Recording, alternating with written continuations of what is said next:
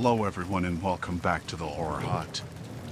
Now, I know a lot of you use these videos to sleep, so before you drift off I thought it would be a fun idea if everyone can leave a comment to let me know where you are listening from in the world. Also like and subscribe if you are enjoying the episodes. Right, let's get comfy and relax and let's begin. I had always wanted to visit Morocco. The vibrant colors, bustling markets, and rich history fascinated me. So, I decided to take the trip alone, hoping for an adventure. Everything started off great. The people were friendly, the food was amazing, and I felt safe exploring the cities. One day, while wandering through the narrow streets of Marrakesh, a man approached me. He was middle-aged, well-dressed, and spoke fluent English. He introduced himself as Hassan, a local tour guide. He seemed friendly and knowledgeable, and he offered to show me some places that tourists usually miss. I hesitated at first, but then thought it would be a great way to see more of the country. We planned to visit a village in the desert the next day. Hassan picked me up from my hotel early in the morning. The drive was long, but the scenery was breathtaking. We passed through small towns and vast stretches of desert. Everything seemed normal until we left the main road and took a dirt path leading into the middle of nowhere. I asked Hassan where we were going, and he said it was a shortcut. But as the drive continued, I started to feel uneasy. There were no other cars, no signs of civilization. Just endless desert. When we finally stopped, we were in front of an old, rundown building. Hassan's demeanor changed. He was no longer friendly. He pulled out a knife and told me to get out of the car. My heart pounded in my chest as I did what he said. He tied my hands and led me inside the building. It was dark and smelled of mold. He pushed me into a small room and locked the door. I was terrified. I had no idea what he planned to do with me. I sat on the cold floor, trying to calm down and think. There was a small window high up on the wall, but it was barred. The door was heavy and solid. I knew I had to escape, but I didn't know how. Hours passed. Hassan came back with some food and water. He told me not to try anything stupid, then left again. I ate quickly, trying to gather my strength. I noticed a rusty nail on the floor. It was small, but it was something. I used it to start working on the ropes around my wrists. It took a long time, but I finally managed to loosen the knots. My wrists were sore and bloody, but I was free. I waited until nightfall, hoping Hassan would fall asleep. The building was silent, except for the occasional creak and the sound of the wind outside. I carefully approached the door and listened. No sound from the other side. I tried the handle, but it was locked. I remembered the nail and started working on the lock. It was difficult, and my hands were shaking, but after what felt like hours, I heard a click. The door opened slightly. I peered out. The hallway was dark and empty. I moved silently, trying to remember the way we came in. I found the main room and saw Hassan sleeping on a couch, the knife on a table next to him. My heart raced. I needed to get out without waking him. I crept past him and made it to the front door. It was unlocked. I stepped outside and felt the cool night air on my face. I wanted to run, but I didn't know where to go.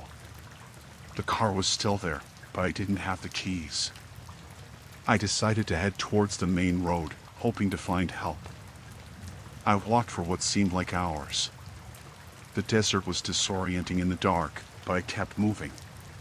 Just as the first light of dawn appeared, I saw headlights in the distance. A truck was coming towards me. I waved frantically, praying they would stop. The truck slowed down and pulled over. A kind-looking older man got out and asked if I was okay. I explained what had happened, and he let me use his phone to call the police. They arrived quickly and took me back to Marrakesh. Hassan was arrested, and I was safe. I will never forget that experience.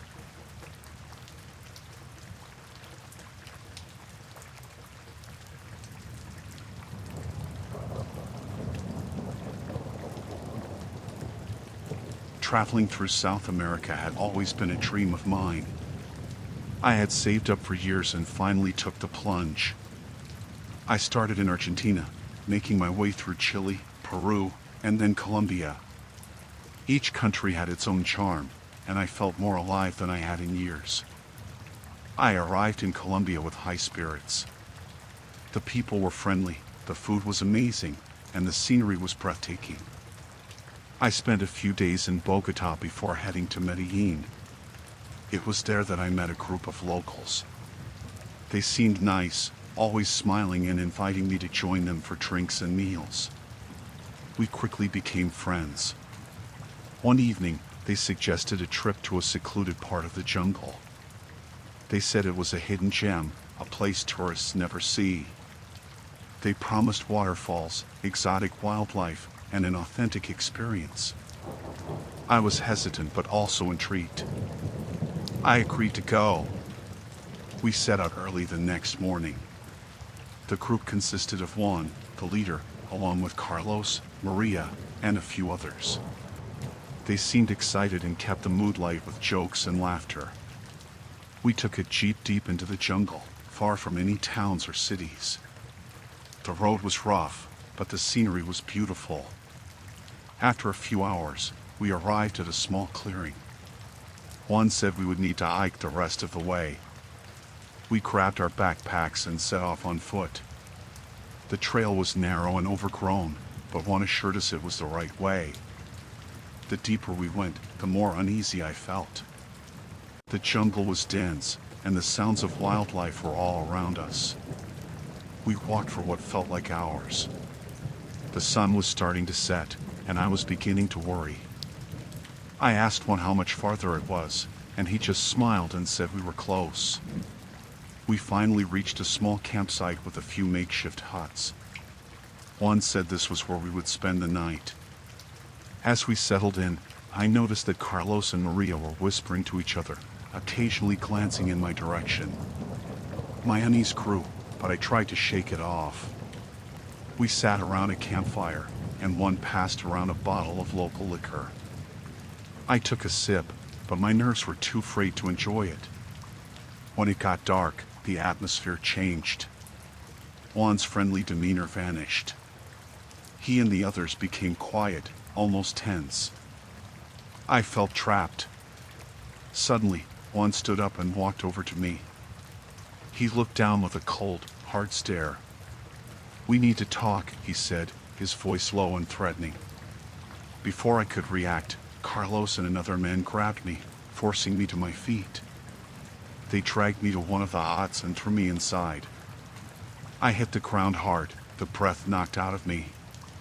They locked the door from the outside, leaving me in darkness.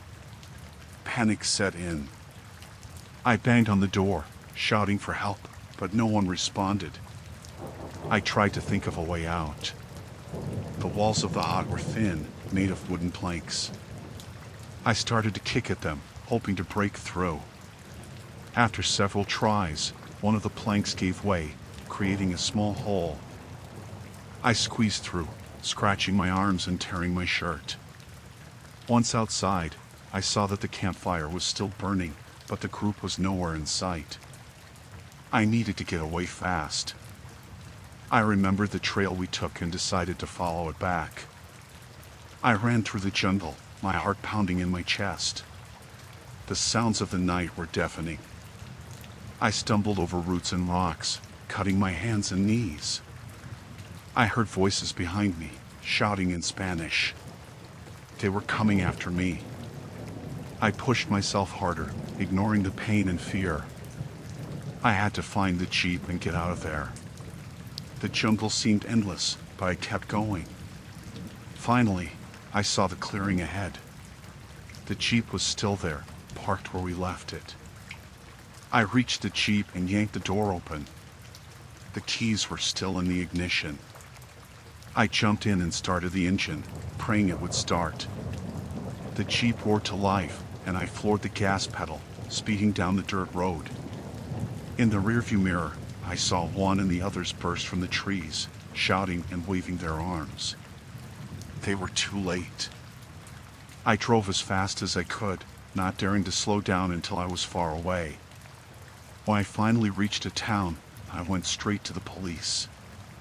They took my statement and sent officers to the jungle, but I never found out what happened to one and his group.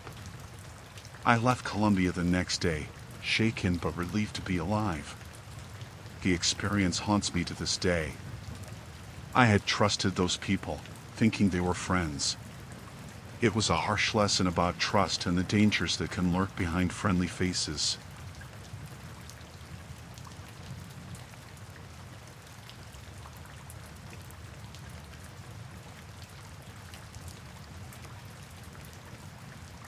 I was studying abroad in Japan, living in a small apartment near my university in Tokyo. Everything about the place was new and exciting. I loved exploring the city, trying new foods, and learning the language. It was a dream come true. One night, I decided to take a walk to clear my head after a long day of classes. I wandered through narrow streets, admiring the old buildings mixed with modern shops. It started to rain lightly, and I pulled up my hood, enjoying the cool air. As I turned a corner, I found myself in a dimly lit alley. I was about to turn back when I saw a group of men gathered around a car. They were speaking in hushed tones, their faces serious. Something about the scene felt off, so I ducked behind a dumpster to watch. The men exchanged briefcases, and one of them opened his to show stacks of money.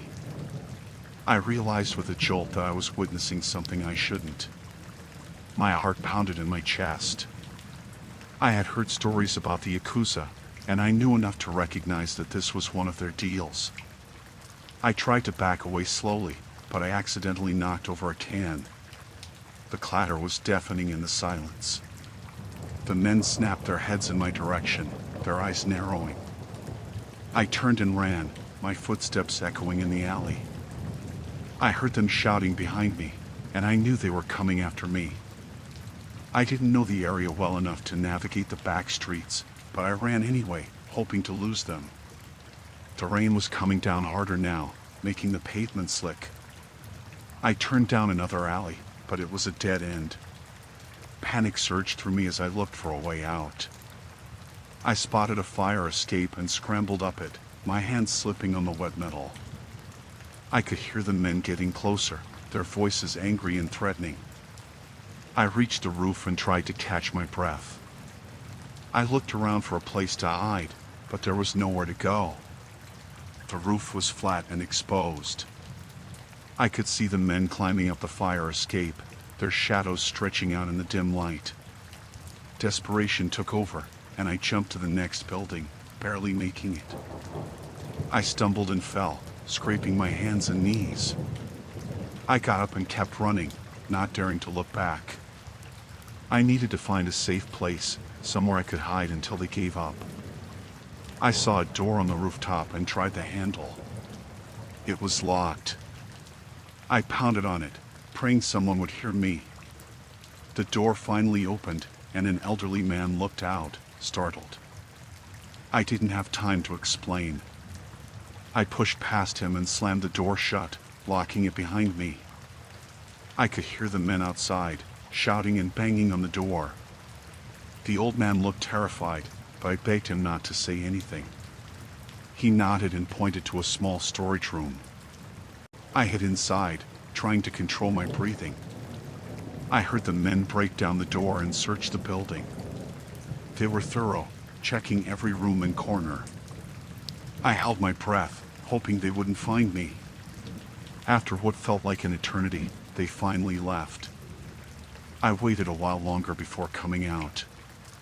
The old man was gone, probably too scared to stay. I thanked him silently and made my way back to my apartment, sticking to crowded streets and well-lit areas. I kept looking over my shoulder, afraid they might still be following me. When I got home, I locked all the doors and windows. I couldn't stop shaking. I knew I had to report what happened, but I was terrified. The Yakuza were known for their brutality, and I didn't want to become their next target.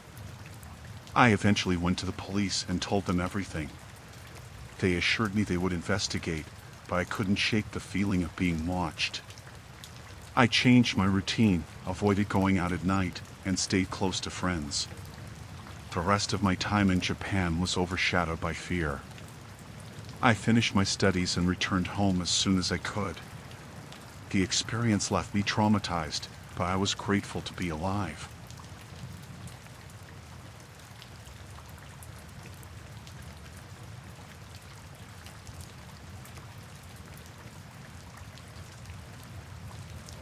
I was on a business trip to Russia, staying in Moscow for a week to finalize a deal with a local company. The trip started off well. I met my contacts, attended meetings, and even had some time to explore the city. Everything seemed to be going smoothly. On the fourth day, I had a meeting scheduled with one of the company's executives at a high-end restaurant. We discussed the final details of the deal over dinner. The food was great, and the conversation was friendly. After we finished, I thanked him and headed back to my hotel. The next morning, I woke up to loud knocking on my hotel room door. I opened it to find two police officers standing there. They were speaking in rapid Russian, and I struggled to understand. One of them handed me a piece of paper. It was an arrest warrant. My heart started racing. They were accusing me of theft, saying I had stolen valuable documents from the company. I tried to explain that there must be some mistake, that I hadn't taken anything, but they didn't seem to care. They handcuffed me and took me to the police station. I felt a mix of fear and confusion. How could this be happening? At the station, they put me in a small, cold cell. I kept trying to tell them I was innocent, but no one listened. I was allowed one phone call, so I called my company back in the States. They were shocked and promised to contact the American embassy. Hours passed before I was taken to an interrogation room. A stern-looking officer sat across from me, asking questions through a translator. He wanted to know where I had hidden the documents. I insisted I didn't know anything about them, but he kept pressing. The atmosphere was tense, and I could feel the weight of the situation crushing me. I was thrown back into the cell, my mind racing. I thought about the dinner, the conversations, trying to remember anything that might help. Then it hit me, the executive. He had seemed too friendly, almost eager to finalize the deal. Was it possible he had set me up? The next day, a lawyer from the embassy came to see me. He was sympathetic but didn't seem hopeful. He explained that the legal system here was difficult to navigate, especially for foreigners. Corruption was rampant, and proving my innocence would be an uphill battle. Days turned into weeks. I was moved to a larger prison, sharing a cell with other inmates. Some were kind, others not so much. The food was terrible, and the conditions were harsh. I kept thinking about my family back home, wondering if I would ever see them again. The lawyer worked tirelessly, digging into the case. He managed to find out that the documents had indeed been stolen, but there was no solid evidence linking me to the crime. It was all based on the executive's testimony. I felt a glimmer of hope, but it was quickly overshadowed by the reality of my situation. One night, I was woken up by a guard. He told me I had a visitor. It was the lawyer again, looking more serious than ever. He said they had found something, a security camera footage from the restaurant. It showed the executive slipping something into my bag while I wasn't looking. This was the break we needed. The lawyer presented the footage in court, along with other evidence showing my innocence. It was a slow process, but the judge finally agreed to review the case. The executive was called in for questioning, and his story started to fall apart under scrutiny. After what felt like an eternity, I was finally released. The charges were dropped, and I was free to go. I couldn't believe it. The nightmare was over, but I felt exhausted and broken. I thanked the lawyer and everyone who had helped me, and I made my way to the airport. On the flight back home, I couldn't stop thinking about everything that had happened. It was a terrifying experience, one that I wouldn't wish on anyone.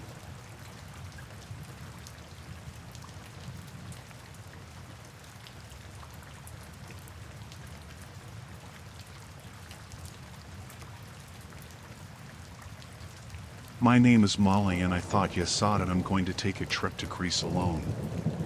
My life was getting boring and I had some money saved, plus it was something I had always wanted to do, and I finally had the chance. The first few days were perfect. I explored Athens, visited the Acropolis, and enjoyed the local food. It was everything I hoped for and more. One morning, I woke up in my small hotel room, ready for another day of adventure. But when I looked around, I noticed something was off. My bag, which I had left on the chair, was gone. I checked the room thoroughly, thinking maybe I had misplaced it, but it was nowhere to be found. Panic set in. My passport, wallet, phone, everything was in that bag. I had no way to prove who I was or contact anyone for help. I went to the hotel reception, trying to stay calm. The receptionist looked concerned and called the local police for me. The police arrived and took my statement. They seemed sympathetic but not very hopeful. They told me that thefts like this were common in tourist areas. They advised me to go to the embassy to get a temporary passport. I thanked them and tried to stay positive, even though I felt completely lost. I walked to the American embassy, my heart racing. When I got there, I explained my situation to the staff. They asked for some details and filled out some forms. They said it would take a few days to process everything. I nodded, trying to hold back my frustration and fear. Without any money or identification, I had to rely on the embassy's resources. They gave me some cash and helped me find a new place to stay. It was a small hostel, not far from the embassy. I felt grateful but also vulnerable. Over the next few days, I stayed mostly in the hostel, too scared to venture far. I couldn't shake the feeling that someone was watching me. Every noise made me jump, every shadow seemed threatening. I kept checking in with the embassy, hoping for some good news. One night, as I was trying to sleep, I heard footsteps outside my room. My heart pounded in my chest. I held my breath, listening. The footsteps stopped right outside my door. I slowly got up and crept to the door, peeking through the peephole. There was no one there. The next day, I decided to take a walk to clear my head. I needed to get out of the hostel, even just for a little while. As I walked through the streets, I felt a strange sensation, like I was being followed. I glanced over my shoulder, but no one seemed suspicious. I turned into a small cafe, hoping to find some comfort in a cup of coffee. As I sat there, I noticed a man at a nearby table, staring at me. He looked away when I met his gaze, but I couldn't shake the feeling that he was watching me. I quickly finished my coffee and left. On my way back to the hostel, I felt the same unease. I walked faster, constantly looking around. When I got back, I locked the door and tried to calm down. But the feeling of being watched wouldn't go away. The next morning, I went to the embassy again. They told me my temporary passport was ready. Relief washed over me. I could finally go home. They arranged for a taxi to take me to the airport. As I packed my things, I couldn't wait to leave Greece and this nightmare behind. At the airport, I kept looking over my shoulder, afraid that someone might try to stop me. But everything went smoothly. I boarded the plane, took my seat, and let out a sigh of relief as the plane took off. I was finally going home. The whole experience left me shaken. I loved Greece, but the fear and anxiety I felt overshadowed everything else.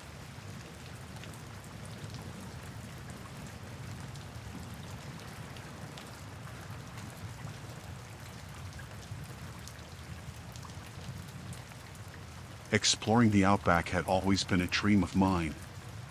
After a few days in Sydney, I rented a car and drove out into the vast wilderness. The scenery was breathtaking, with red dirt roads stretching out to the horizon and the occasional kangaroo hopping by. It felt like an adventure I had always wanted. One afternoon, I pulled over at a small roadside stop to stretch my legs. As I was getting back into my car, an old pickup truck pulled up beside me. The driver was a middle-aged man with a friendly smile. He struck up a conversation, asking where I was headed. We chatted for a bit, and he offered to show me a shortcut to a beautiful, secluded spot he said tourists rarely visited. I hesitated, but he seemed genuine enough, so I agreed to follow him. We drove for about an hour, further and further away from the main road. The landscape became more desolate, and I started feeling uneasy. Finally, he pulled over and signaled for me to do the same. I got out of my car, and he pointed to a dirt track leading into the bush. "Just a short walk that way," he said, "and you'll find a hidden gem." I thanked him and walked down the track as he drove away. After a few minutes, I realized I couldn't see the road anymore. There was no hidden gem, just endless bushland. Panic set in when I tried to retrace my steps and found the path had disappeared. I was alone in the middle of nowhere. I shouted for help, but there was no response. My phone had no signal, and I had no idea which direction to go. Hours passed as I wandered, the sun beating down on me. I regretted not bringing more water. My mouth was dry, and I could feel the first signs of dehydration setting in. As night fell, the temperature dropped. I found a spot under a tree and tried to rest, but every sound made me jump. The rustling of leaves, the distant calls of animals, everything seemed like a threat. I barely slept, my mind racing with thoughts of how I had been so easily fooled. In the morning, I decided to keep walking, hoping to find some sign of civilization. My legs were sore, and my feet were blistered, but I pushed on. Around midday, I stumbled upon an old, abandoned shack. It looked like it had been empty for years, but I went inside, desperate for shelter. The shack provided little comfort. The roof leaked, and the floor was covered in dirt and debris. I found an old, rusted canteen and hoped there was still water in it. It tasted foul, but I drank it anyway. I needed to stay alive. Days passed in a blur. I rationed the little water I had and ate whatever scraps I could find. I kept hoping someone would find me, but no one came. My strength was fading, and I knew I couldn't last much longer. On the 5th day, I heard a noise outside the shack. I crawled to the door and saw a figure in the distance. Summoning all my remaining energy, I shouted for help. The figure turned and started running towards me. As they got closer, I saw it was a young woman with a backpack. She looked shocked to see me.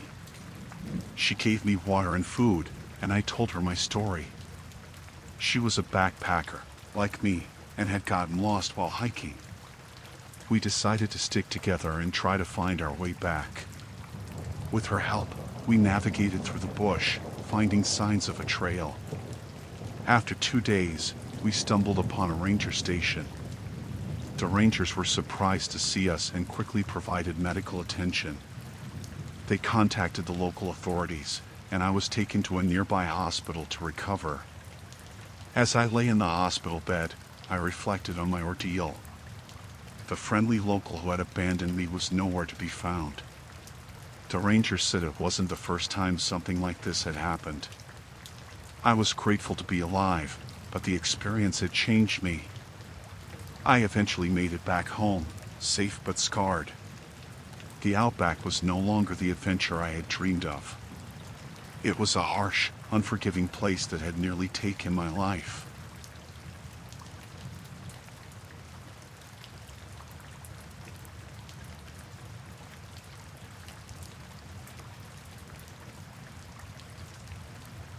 I went to Kenya to volunteer in a rural village, hoping to make a difference.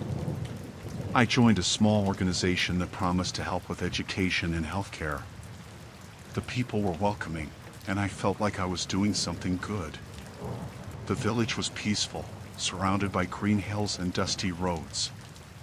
After a few weeks, I started noticing strange things.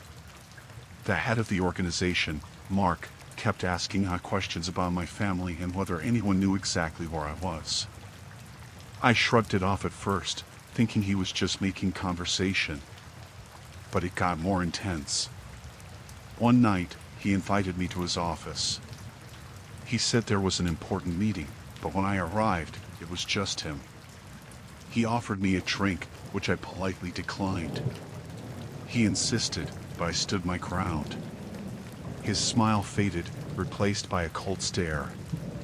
He started talking about how dangerous the area could be for someone like me, alone and far from home. His words felt more like a threat than a warning. I left the office, my heart racing. The next day, I decided to dig a little deeper. I talked to some of the villagers and a few other volunteers. They were reluctant to say much, but I picked up on their unease. There were rumors about people disappearing, about volunteers who suddenly left without saying goodbye. I felt a knot in my stomach. One evening, I saw Mark and a few other staff members loading crates into a truck. Something about their behavior was off. They were too secretive, too hurried. I waited until they left, then sneaked over to the truck and peeked inside one of the crates. What I found made my blood run cold: passports, IDs, and personal belongings of people who were supposed to have left the village. I realized then that I was in serious danger. I had to get out, but I needed a plan. I couldn't just leave without raising suspicion. I spent the next day pretending everything was normal, but my mind was racing. I knew Mark and his people would notice if I tried to leave. That night, I packed a small bag with essentials and waited until everyone was asleep. I snuck out of my hut, careful not to make any noise. The village was dark and quiet. I headed towards the edge of the village, where there was a small path leading into the hills. As I was making my way out, I heard footsteps behind me. I turned to see one of Mark's men, Paul, walking towards me. He called my name, his voice low and threatening. I didn't answer. I started to run. Paul chased me, shouting for me to stop. My heart pounded in my chest. I could barely see where I was going in the dark. I stumbled over rocks and roots, but I kept running. I had to get away. I ran for what felt like hours, my lungs burning, my legs aching. I finally reached a small river. I waded through it, hoping the water would cover my tracks. On the other side, I found a dense patch of bushes and hid there, trying to catch my breath. I stayed hidden until dawn. When the sun came up, I carefully made my way through the hills, staying off the main paths. I knew I had to find help, but I was deep in the countryside, far from any towns. I walked for 2 days, living off the little food I had packed and drinking from streams. On the third day, I stumbled upon a small village. The people there were kind and offered me food and water. I told them I was lost, but I didn't mention the organization or what had happened. I was too scared to trust anyone. They helped me get to the nearest town, where I found a police station. I reported what I had seen, but I could tell the officers were skeptical. A foreigner coming in with a wild story about human trafficking? They took my statement but didn't seem to take it seriously. I contacted my family and arranged for a flight back home. When I finally boarded the plane, I felt a wave of relief wash over me. I was safe, but the experience left me shaken. Back home, I reported the organization to international authorities. It took months, but eventually, they were investigated and shut down. I never heard what happened to Mark or his men, but I hope they face justice. The whole experience changed me. I went to Kenya thinking I would help others, but I ended up fighting for my own life. I still believe in volunteering and helping those in need, but I'm much more cautious now. I learned the hard way that not everyone who claims to do good is actually good.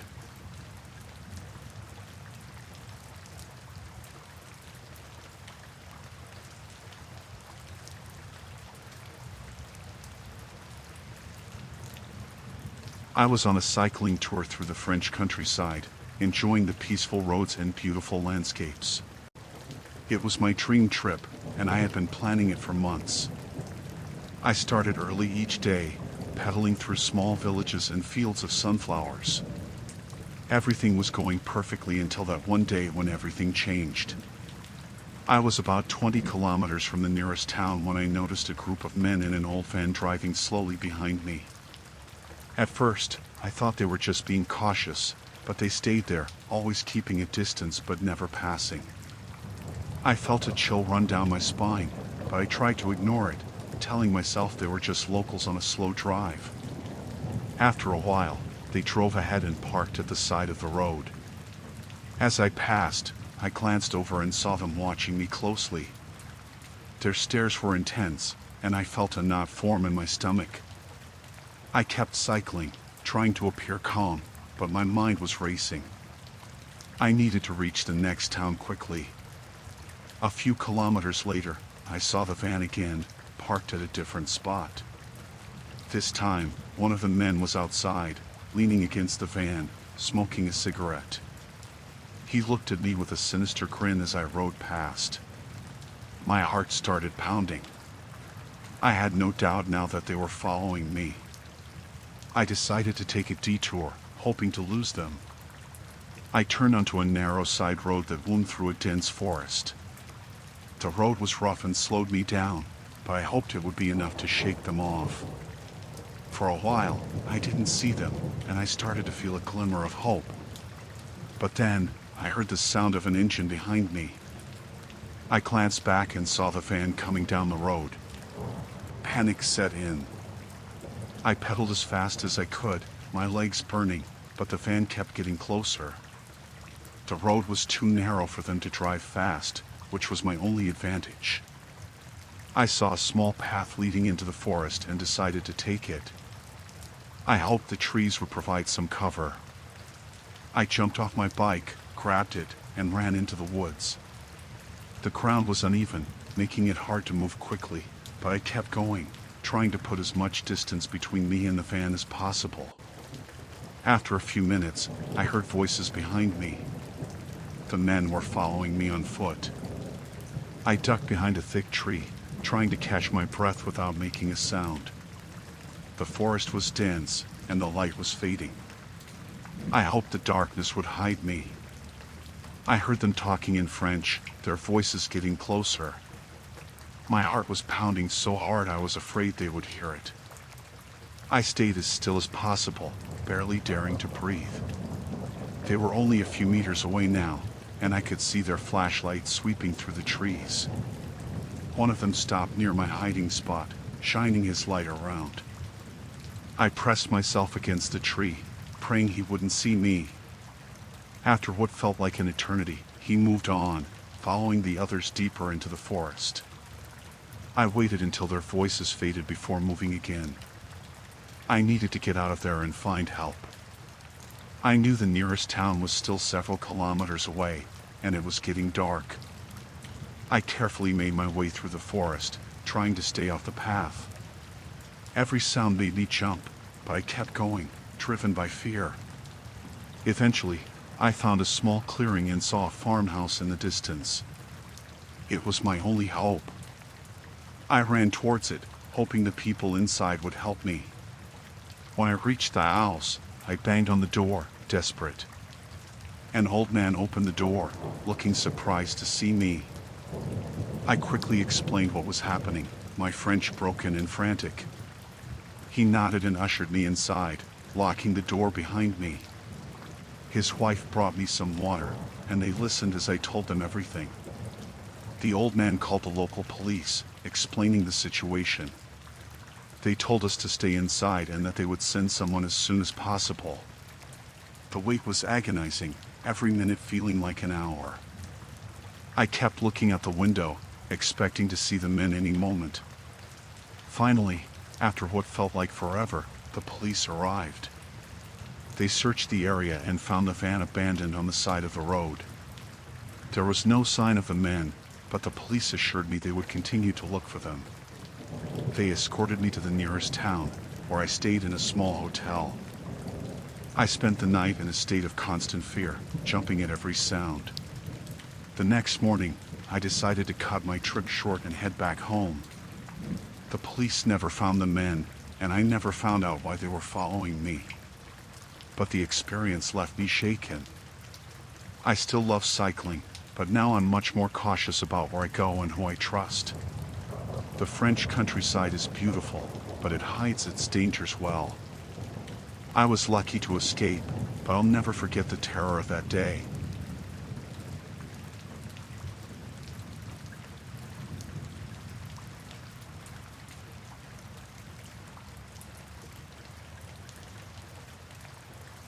I was staying at a small, cheap hostel in Bangkok, trying to make my trip to Thailand as budget-friendly as possible. The place was run down but had a certain charm, with a common area where travelers would gather to share stories. That's where I met Sarah. Sarah seemed friendly and approachable, a fellow traveler from Australia. We clicked immediately, bonding over our love of adventure and exploring new places. She had been traveling through Southeast Asia for a few months and had lots of tips and recommendations. We decided to explore the city together, and I felt lucky to have found a travel buddy so quickly. We spent the next few days visiting temples, markets, and street food stalls. Sarah knew all the best spots, and it felt like having a personal tour guide. One evening, she suggested we visit a lesser-known night market outside the tourist areas. She said it was a hidden gem, with the best food and unique souvenirs. We took a tuk-tuk to the market, and as we wandered through the stalls, I noticed it was much quieter than the bustling markets in the city center. Sarah led the way, guiding me through narrow alleys until we reached a small, dimly lit bar. She suggested we go in for a drink, and though I was a bit hesitant, I followed her. The bar was nearly empty, just a few locals and a couple of other foreigners. We sat at a table near the back, and Sarah ordered drinks for us. As we chatted, I started feeling a bit lightheaded. I chalked it up to the heat and the long day of walking, but then my vision began to blur. I looked at Sarah, trying to tell her something was wrong, but she just smiled and kept talking. My head felt heavy, and I struggled to stay awake. I realized too late that something was very wrong. The last thing I saw before everything went black was Sarah's cold, calculating expression.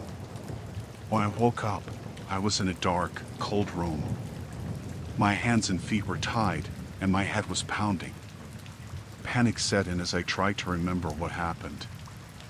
I could hear muffled voices outside the door, speaking in a language I didn't understand. I struggled against the ropes, but they were too tight. The door creaked open, and a man stepped in, his face hidden in shadows. He spoke to me in broken English, telling me to stay quiet and that everything would be over soon. My heart raced as I realized I had been kidnapped.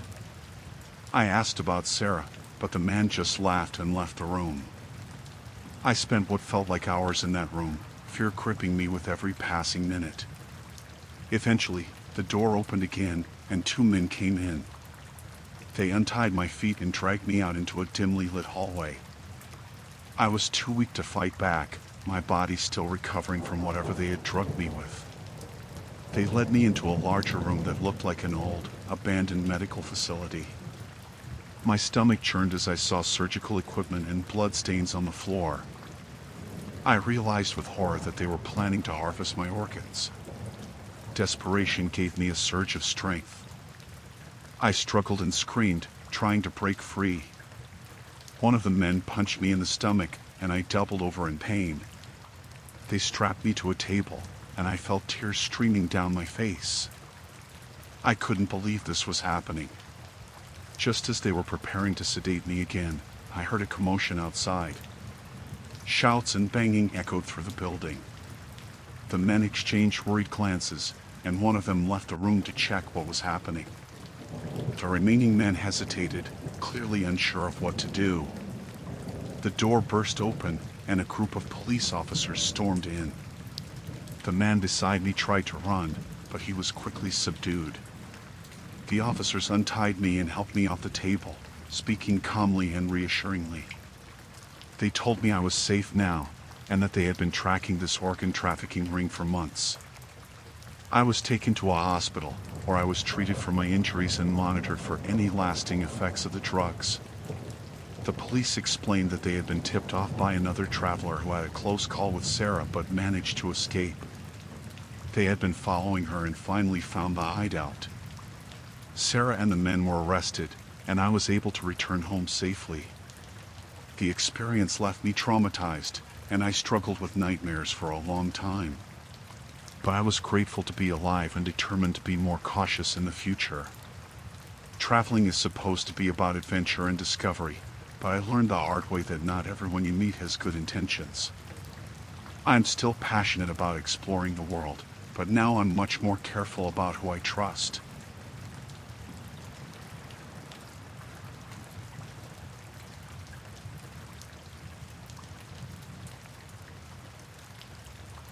I was on a road trip through Central Europe, driving alone through the Hungarian countryside. The scenery was beautiful, with rolling hills and fields stretching out as far as I could see. It was late afternoon, and I planned to reach Budapest by nightfall. I had been on the road for hours, and I was looking forward to a good meal and a bed. The road was nearly empty, with only the occasional car passing by. I felt a sense of calm, enjoying the solitude and the quiet. The weather was perfect, with clear skies and a cool breeze. I had the windows down, letting the fresh air fill the car. I noticed a van ahead, pulled over to the side of the road with its hazard lights on. As I got closer, I saw a man standing next to it, waving his arms. He looked distressed, and I felt a pang of concern. I slowed down and pulled over, figuring I could at least see if he needed help. I rolled down my window and asked if everything was okay. The man spoke quickly in Hungarian, which I didn't understand, but his tone was urgent. He gestured toward the van, and I saw a woman inside, holding a small child. I nodded and got out of the car, wanting to see if I could help. As soon as I stepped out, I felt a sharp pain in the back of my head. Everything went black for a moment, and when I came to, I was on the ground. I tried to get up, but my head was spinning. I saw 3 men standing around me, one of them holding a gun. They were speaking rapidly, their voices harsh and angry. One of the men grabbed me by the arm and dragged me to my feet. He pushed me against my car, and I felt the cold metal of the gun pressed against my back. I tried to speak, to tell them to take whatever they wanted, but my voice came out as a croak. The man with the gun barked an order, and one of the others rifled through my pockets, taking my wallet and phone.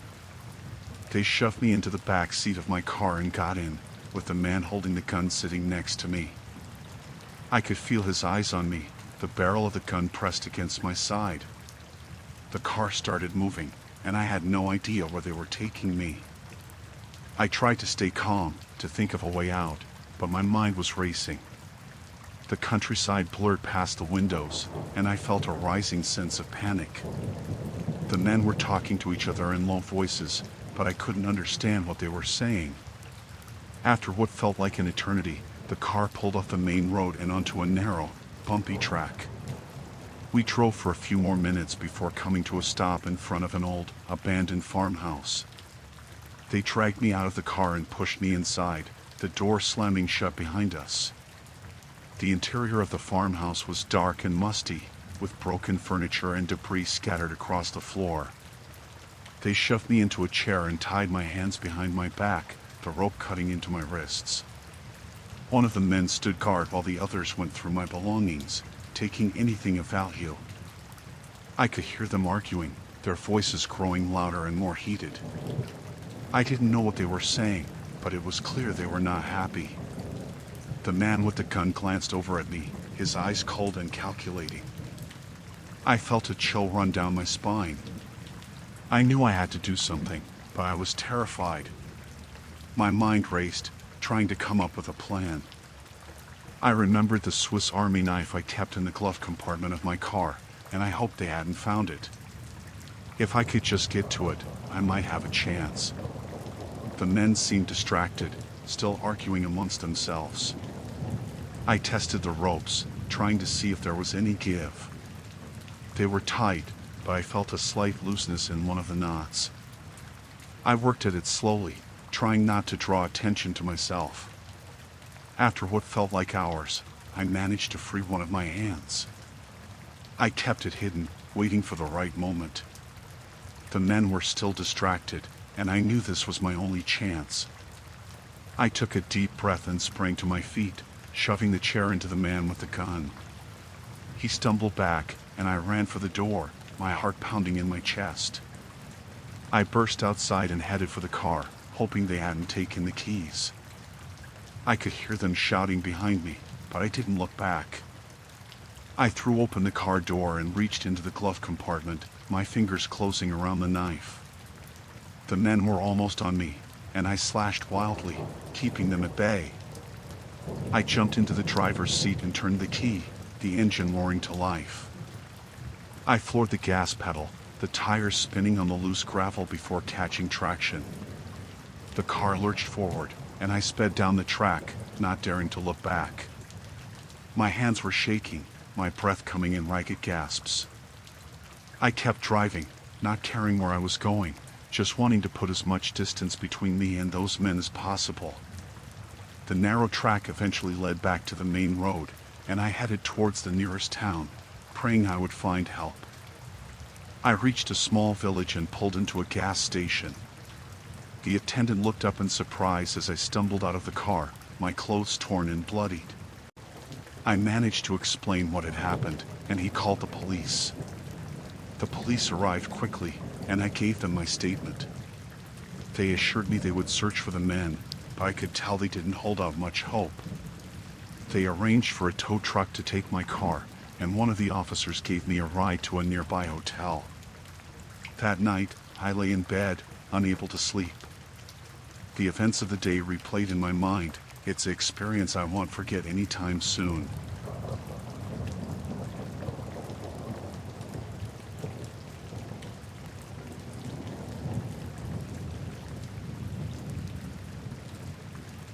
I was on a guided safari in South Africa, excited to see the wildlife up close. We were in a large group, riding in an open-top jeep, with our guide explaining the different animals and plants. The sun was shining, and the air was filled with the sounds of birds and insects. I had my camera ready, hoping to capture some great shots. We stopped at a clearing to take some photos of a herd of elephants in the distance. Our guide told us to stay close, but I wandered a bit to get a better angle. I didn't realize how far I had gone until I couldn't hear the voices of the group anymore. When I turned around, the jeep was gone. Panic set in as I realized I was alone. I started walking in the direction I thought they had gone, but the landscape looked the same in every direction. The sun was beginning to set, and I knew I needed to find them before dark. My heart was pounding, and I felt the fear rising. I shouted for help, but there was no response. As I was walking, I heard voices. Relieved, I headed towards the sound, thinking I had found my group.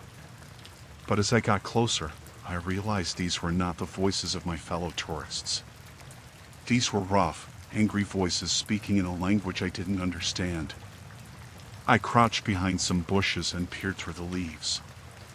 I saw a group of men with rifles, standing around a jeep. They were talking heatedly and gesturing towards something on the ground. My blood ran cold when I saw the carcass of a rhinoceros, its horns sawed off. These were poachers, and they had just killed the animal. I knew I had to get away before they saw me. I started to back away slowly, but I stepped on a dry twig, and it snapped loudly. One of the men turned towards the sound. I froze, hoping he wouldn't see me. But he did. He shouted to the others, and they all looked in my direction. I bolted, running as fast as I could through the dense brush. I could hear them shouting and the sound of their footsteps behind me. My mind was racing, trying to think of a way out. I knew if they caught me, I wouldn't survive. I stumbled through the undergrowth, branches scratching my face and arms. I could hear them getting closer, their voices growing louder. My lungs were burning, but I couldn't stop. I spotted a large tree with low branches and scrambled up, hoping they wouldn't see me. I held my breath, trying to stay as still as possible. The men ran past, not noticing me hidden in the foliage. I waited until I couldn't hear their voices anymore before climbing down. I knew I couldn't stay there. They would come back and find me. I started moving again, more cautiously this time. I kept to the shadows, trying to stay hidden. The sun had set completely, and the darkness made it even harder to navigate. I tripped over roots and rocks, my fear growing with each passing minute. Eventually, I heard the sound of running water. I followed it, thinking it might lead me to safety. I found a small stream and drank deeply, trying to calm my nerves. I sat by the water, trying to think of my next move. My mind was clouded with fear and exhaustion. As I sat there, I heard the sound of footsteps approaching. I looked around frantically, trying to find a place to hide. But it was too late. The poachers had found me. They surrounded me, their faces twisted with anger. One of them grabbed me by the arm and yanked me to my feet. He shouted something in my face, but I couldn't understand. He pointed his rifle at me, and I felt a wave of terror wash over me. I thought this was the end. But then, I heard another voice shouting in the distance. The poachers looked up, their expressions changing from anger to fear. I realized it was the voice of my guide, calling out for me. The poachers exchanged glances and then fled into the night. Moments later, my guide and the rest of the group burst through the trees. They were shouting my name, and I cried out in relief. The guide ran over to me, asking if I was okay. I was shaking, but I managed to nod. We made our way back to the jeep, and I couldn't stop shaking. The guide explained that they had noticed I was missing and had been searching for me. I told them about the poachers, and the guide reported it to the authorities. That night, back at the lodge, I couldn't sleep. The fear and adrenaline were still coursing through me. I kept thinking about how close I had come to not making it out alive. The experience had shaken me to my core. The authorities assured us they would investigate the poachers, but I couldn't shake the feeling of unease. I was grateful to be safe, but I knew I would never forget the terror of that night in the South African wilderness.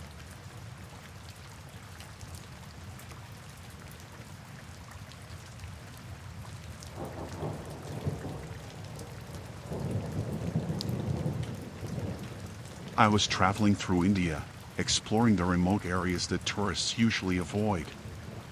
I had always been fascinated by the less traveled paths, the hidden gems.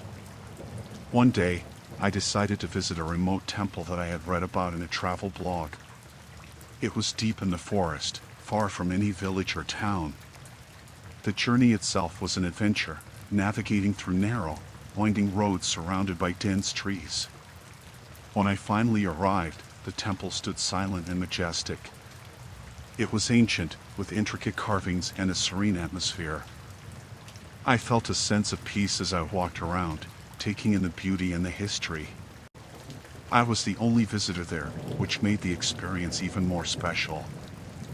I spent hours exploring every corner, lost in my thoughts and the tranquility of the place.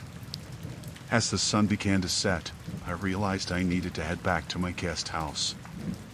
I started walking towards the parking area where I had left my rental car. Suddenly, I heard a rustling in the bushes. I turned around, but saw nothing. I shrugged it off and continued walking, but the uneasy feeling in my gut remained.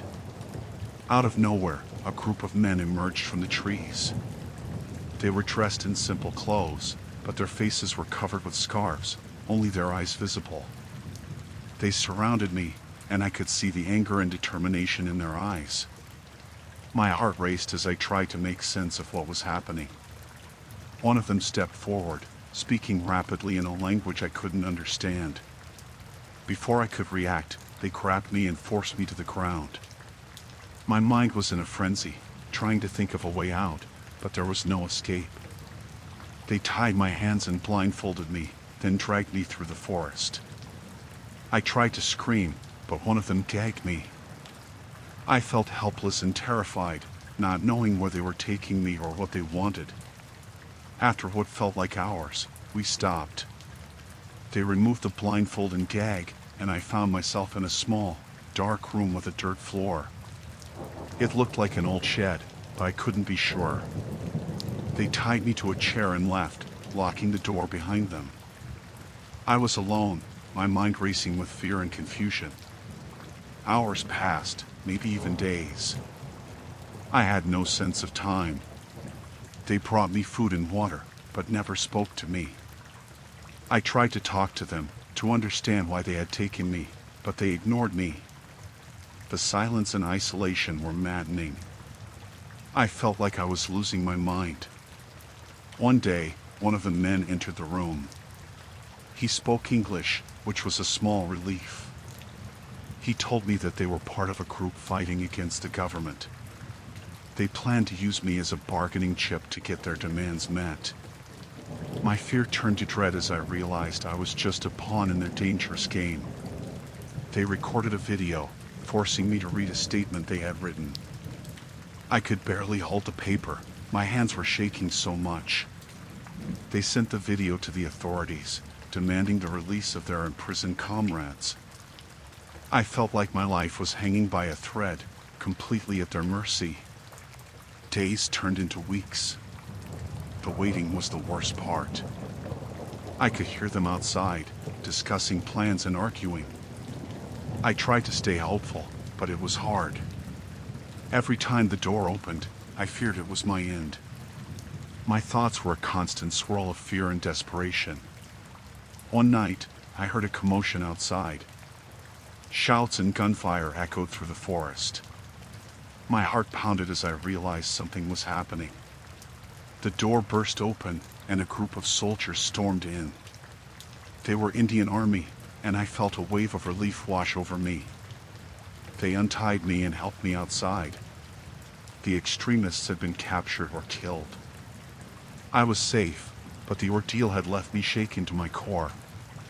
The soldiers took me to a nearby village where I received medical attention and contacted my family. The relief I felt was overwhelming, but the trauma lingered. I returned home, but the memories of that time haunted me. The fear, the isolation, the helplessness, it was all too real. I tried to move on, but every now and then, I would have nightmares, reliving the terror of being captured and held against my will. It was an experience that changed me forever.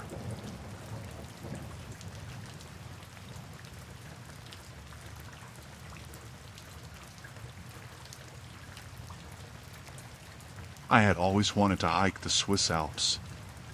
It was a dream of mine. So, when I finally saved enough money, I took a solo trip. I had read so much about the trails and the stunning views. I couldn't wait to experience it all firsthand. The first few days were everything I hoped for.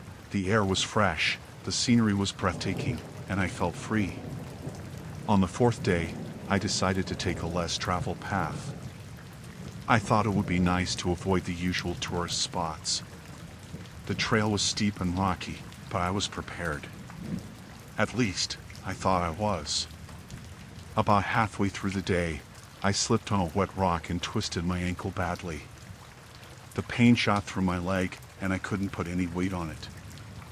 I was alone, miles away from the nearest village, with no cell signal. I tried to keep calm. I knew I had to find help or shelter for the night. Hobbling along, using a stick for support, I stumbled upon a small cabin. Relief washed over me. I knocked on the door, hoping someone would be inside. After a moment, a man opened the door. He was in his mid-40s, with a rugged look and piercing eyes. He seemed concerned when he saw me. I told him about my ankle, and he invited me in. The cabin was small but cozy, with a fire burning in the fireplace. He introduced himself as Hans and said he lived there alone. He offered to take a look at my ankle. I hesitated but eventually agreed, the pain too intense to refuse help. Hans examined my ankle and said it was badly sprained. He wrapped it in a bandage and gave me some painkillers. I was grateful and felt a bit more at ease. He said I could stay the night and he'd help me get to a doctor in the morning. Exhausted and in pain, I accepted his offer. That night, I slept in a small room at the back of the cabin. I woke up several times, my ankle throbbing, but also feeling a strange unease. Something about Hans didn't sit right with me. Maybe it was his intense gaze or the way he watched me a little too closely. I tried to brush it off, thinking it was just my paranoia from being in a strange place. In the morning, Hans brought me breakfast and asked how I was feeling. I thanked him and said I was ready to leave as soon as possible. But he seemed to avoid the subject, talking instead about the weather and the mountains. My unease grew, but I was stuck. I couldn't walk far on my own, and I had no way to call for help. As the day went on, Hans's demeanor changed. He became more controlling, not letting me out of his sight. I asked again about getting to a doctor, and he got angry, saying it wasn't safe to travel yet. Panic started to set in. I realized I was trapped in the cabin with a man I knew nothing about, and I had no way to escape. The next night, I pretended to sleep, hoping to find a chance to sneak out. But Hans never went to bed. He stayed up, watching me from the living room. I could see the outline of his figure against the dim light of the fire. Every time I moved, his head turned towards me. I felt a cold fear creeping over me. In the morning, I decided to confront him. I told him I needed to leave, that I couldn't stay any longer. His response was chilling. He said I wasn't going anywhere until he decided it was safe. His eyes had a wild look, and I knew I had to find a way out, fast.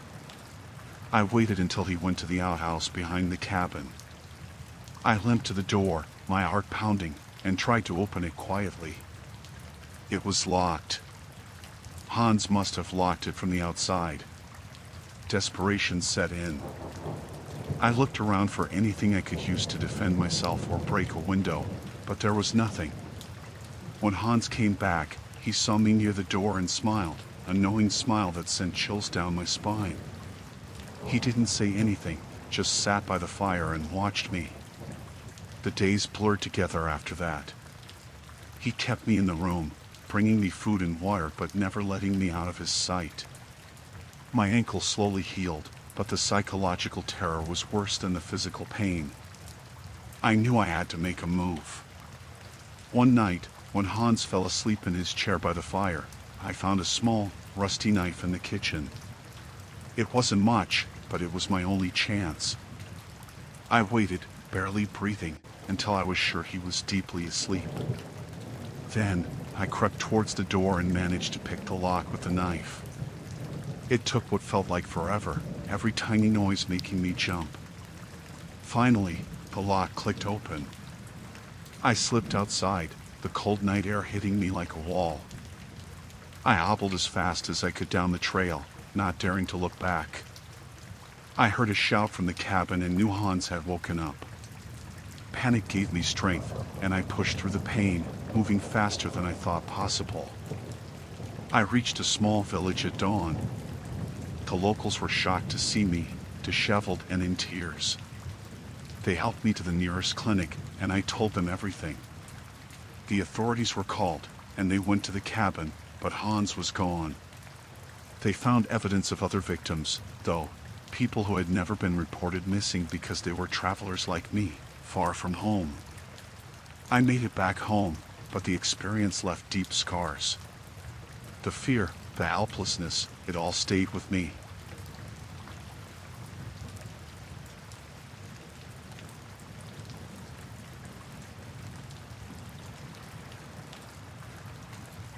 I had always been fascinated by ancient civilizations, so when I got the chance to join an archaeological dig in Egypt, I jumped at it.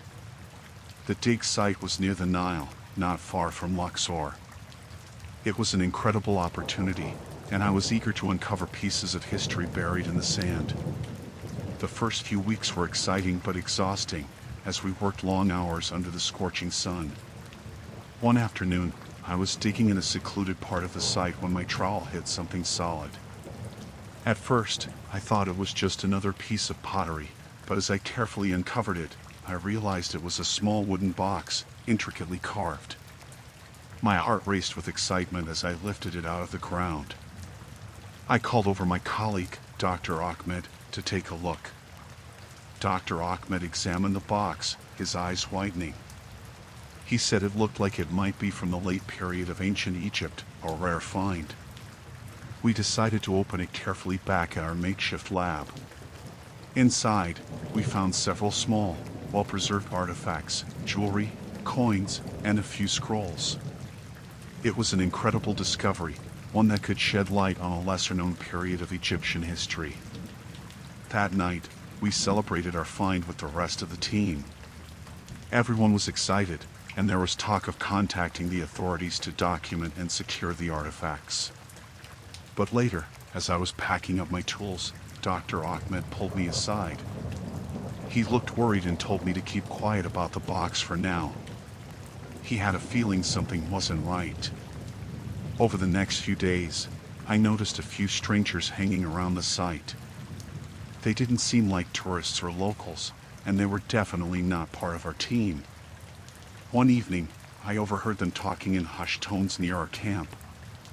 I couldn't make out everything, but I caught enough to know they were interested in the artifacts we had found. I confided in Dr. Ahmed about what I had heard.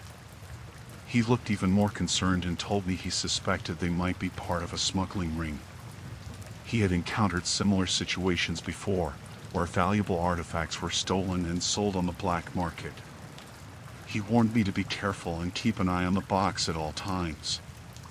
Things took a turn for the worse when, one night, I woke up to find the box missing from our lab. Panic set in. I rushed to Dr. Ahmed's tent, only to find it ransacked and him nowhere in sight. Fear gripped me as I realized the smugglers had taken him, probably to force him to reveal the location of other valuable artifacts. I knew I had to act fast. I packed a small bag with essentials and decided to head to the nearest town to get help. As I slipped out of the camp, I heard voices behind me. I looked back and saw the same strangers, now armed and searching the area. My heart pounded in my chest as I crept through the darkness, trying to stay out of sight.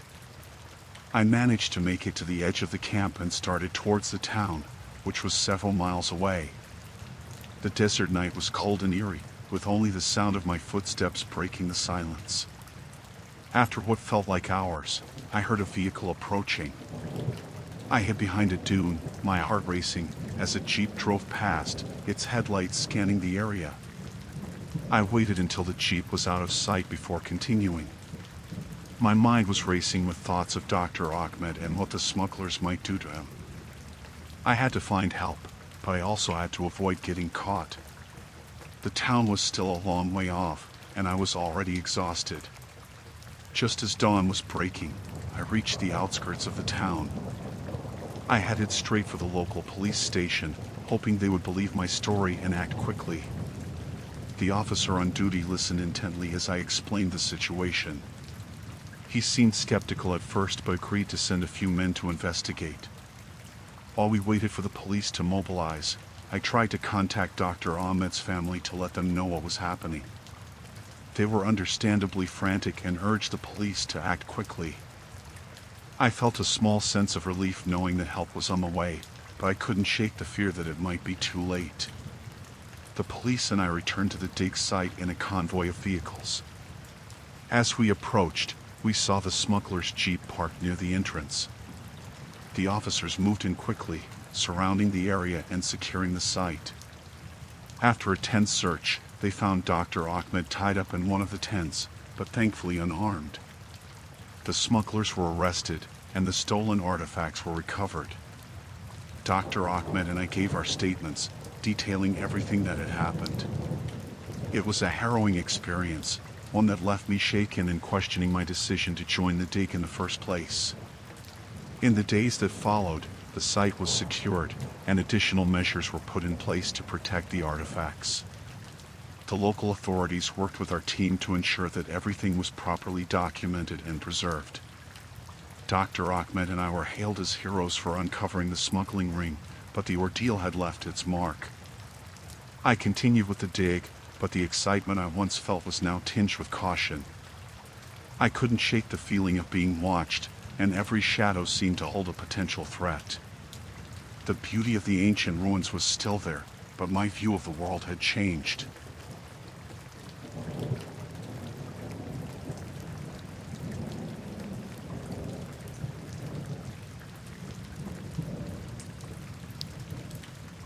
I was on a cruise in the Caribbean, hoping to unwind and enjoy some time away from work. The ship was massive, almost like a floating city, with everything you could imagine on board. My cabin was on one of the lower decks, but it was cozy and had a small porthole that looked out onto the endless sea. One evening, after dinner, I decided to take a walk around the ship. It was quiet, most passengers were at the theater or in the various lounges. I wandered through the corridors, enjoying the peace. The ship felt almost deserted in some areas, which I liked. It gave me time to think. As I walked past one of the smaller lounges, I heard raised voices.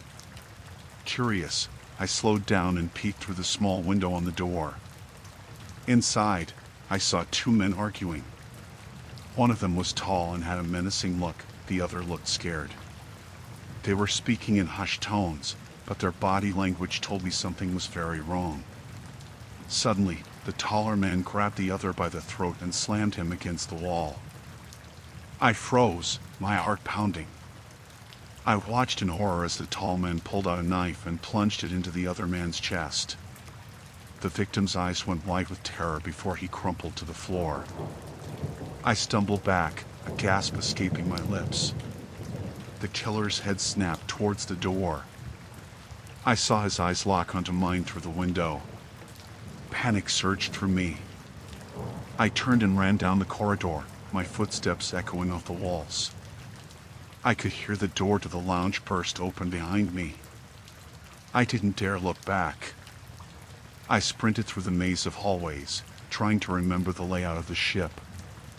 My heart was beating so fast I thought it might explode. I needed to find somewhere to hide, somewhere he wouldn't find me. I turned a corner and saw a maintenance closet. Without thinking, I dove inside and closed the door as quietly as I could. I crouched in the dark, trying to control my breathing. I heard footsteps approaching, slow and deliberate. He was searching for me. I covered my mouth with my hand, tears streaming down my face. The footsteps stopped right outside the closet. I held my breath, praying he wouldn't open the door. Minutes felt like hours as I waited. Finally, I heard him move away. I waited a bit longer, just to be sure, then cautiously opened the door and peeked out. The corridor was empty. I slipped out and headed in the opposite direction, my mind racing. I needed to find security or the captain, someone who could help. I made my way to the upper decks, sticking to the shadows. The ship was still eerily quiet. I passed a few passengers, but they were absorbed in their own conversations, oblivious to my terror. I finally reached the security office, only to find it empty. Panic set in again. Where was everyone? I decided to head to the bridge. Surely the captain would be there. I moved as quickly and quietly as I could, every sound making me jump. When I reached the bridge, I found the door slightly ajar. I slipped inside, but to my horror, it was empty too. Desperation clawed at me. I was alone. Suddenly, I heard a noise behind me. I turned to see the killer standing in the doorway, his knife glinting in the dim light. "Thought you could hide from me?" he sneered. I backed away, but there was nowhere to go. My back hit the control panel, and I felt a cold sweat break out. "Please," I whispered, my voice shaking. "You don't have to do this." He just smiled, a cold, merciless smile. "But I do," he said, taking a step closer. I looked around frantically, my eyes landing on the ship's intercom. Without thinking, I grabbed the microphone and screamed, "Help! Murderer on the bridge!" The killer lunged at me, but I ducked just in time. He swung the knife, but it missed me by inches. I grabbed a nearby fire extinguisher and swung it at him with all my strength. It connected with his head, and he stumbled back, dazed. I didn't wait to see if he recovered. I bolted out of the bridge and down the nearest stairwell. I could hear shouts and footsteps above me. My call for help had been heard. Relief flooded through me as I ran towards the main deck. Security officers were rushing towards the bridge. I flagged them down, breathless and trembling. "He's up there," I managed to say. "He's got a knife." They nodded and continued up the stairs, weapons drawn. I sank to the floor, my whole body shaking. Passengers gathered around, asking what happened, but I couldn't speak. The reality of what I'd witnessed and narrowly escaped from was too much to process. Minutes later, I heard a commotion as the officers subdued the killer. They led him away in handcuffs, his face bruised and bleeding. He glared at me as they passed, but I knew he couldn't hurt me now. The passengers and crew members who had gathered around cheered as he was taken away. One of the officers helped me to my feet and took me to the medical bay. A doctor checked me over, and another officer took my statement. I recounted everything I had seen and experienced, my voice shaking but determined. I wanted to make sure they understood the danger this man posed. As the adrenaline wore off, exhaustion hit me like a wave. The ship's crew arranged for me to stay in a different cabin, away from where the attack had happened. I spent the rest of the night wide awake, my mind replaying the events over and over. By morning, the ship's captain came to see me. He apologized profusely for what had happened and assured me that the killer was locked up and would be handed over to the authorities as soon as we docked. He also praised my bravery, but I didn't feel brave. I just felt lucky to be alive. The rest of the cruise was a blur. The other passengers were kind, but I kept to myself, needing time to process what had happened. When we finally docked, I was more than ready to leave the ship behind. The memory of that night would stay with me forever, but I was determined not to let it define me. As I stepped off the ship, I took a deep breath of the salty sea air and felt a sense of relief. I was free, and I was alive. That was all that mattered.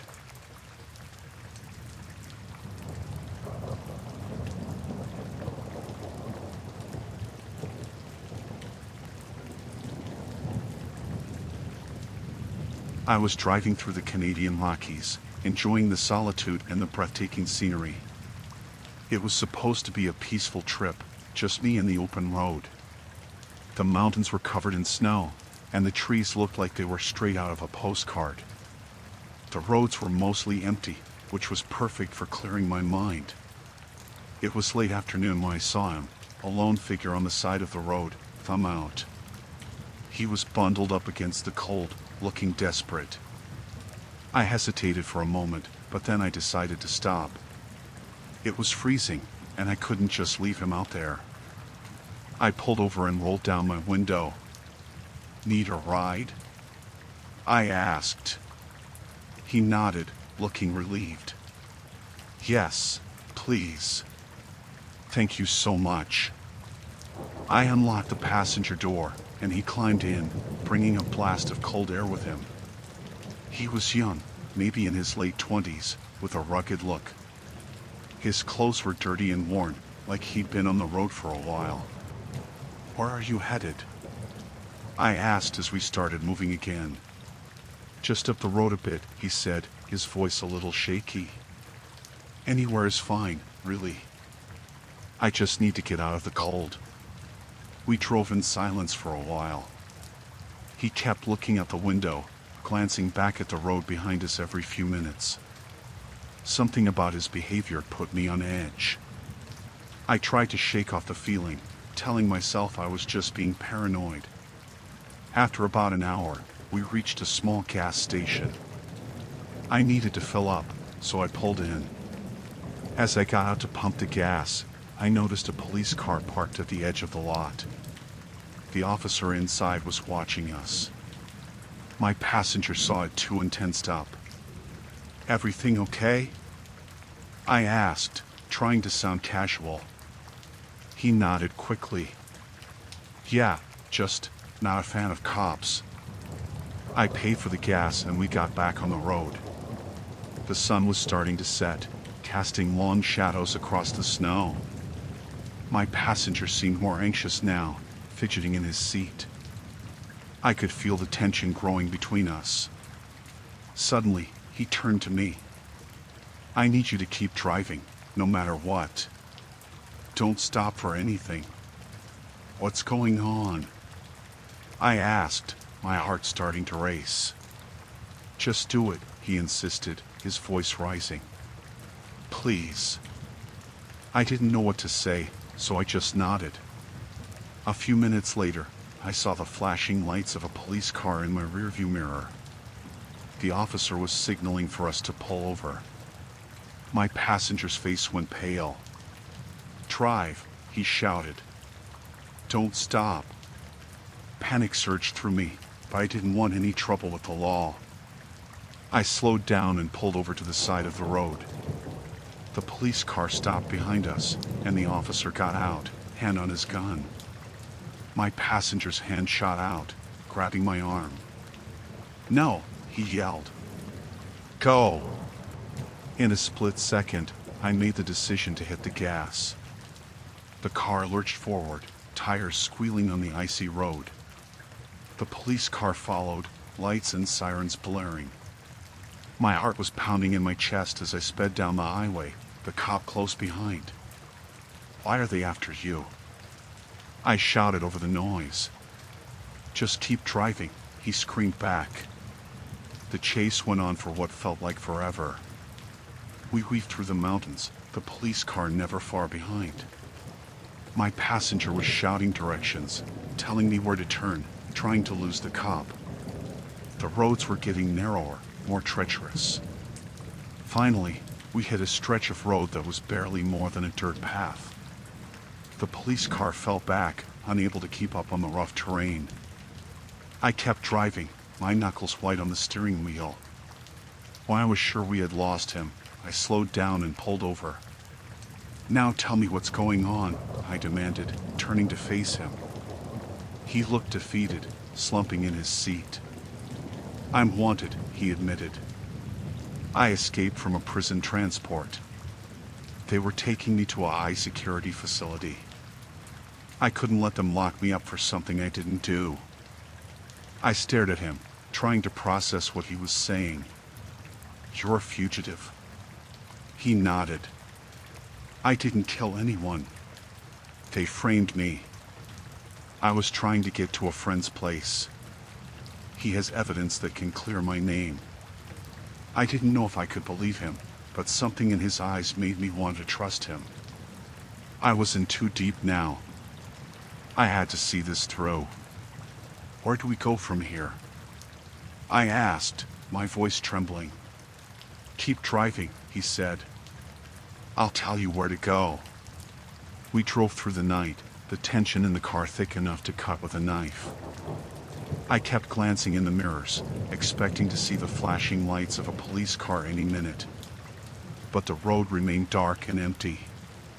By morning, we reached a small cabin tucked away in the woods. My passenger directed me to pull up behind it, out of sight from the road. We got out, and he led me inside.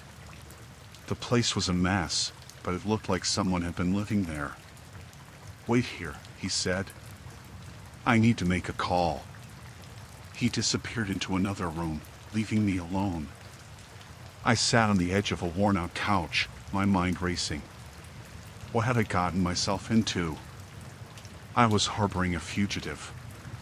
If the police found us, I'd be in just as much trouble as he was. After what felt like an eternity, he came back, a relieved look on his face. My friend is coming to get us. He's bringing the evidence. We just need to stay hidden until then. Hours passed. The sun was high in the sky when we heard the sound of a car approaching. My heart leaped into my throat. He peeked out the window and nodded. It's him. A man got out of the car, carrying a briefcase. He looked around nervously before hurrying to the door. My passenger let him in, and they embraced like old friends. You made it, the newcomer said. I've got everything we need.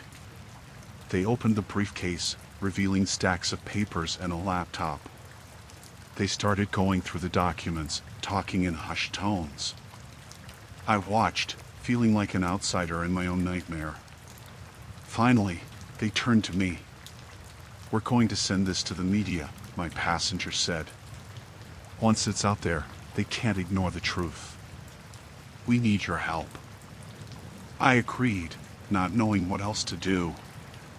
They worked quickly, scanning documents and sending emails. The sun was setting again by the time they were finished. We have to move, the friend said. It won't be long before they find us here. We packed up and got back in the car. My passenger sat beside me, the friend in the back. We drove in silence, the weight of what we were doing pressing down on us. We reached a small town just as night fell, finding a cheap motel to hide out in. The next few days were a blur. The story broke, and it was everywhere. The evidence proved my passenger's innocence. The police were looking for us, but now they were on our side. We were heroes, but I felt like I had barely survived a nightmare. When it was over, and he was cleared, he thanked me. You saved my life, he said. I didn't know what to say. I just nodded, feeling a strange mix of relief and exhaustion. I had done what I thought was right, and in the end, it had all worked out.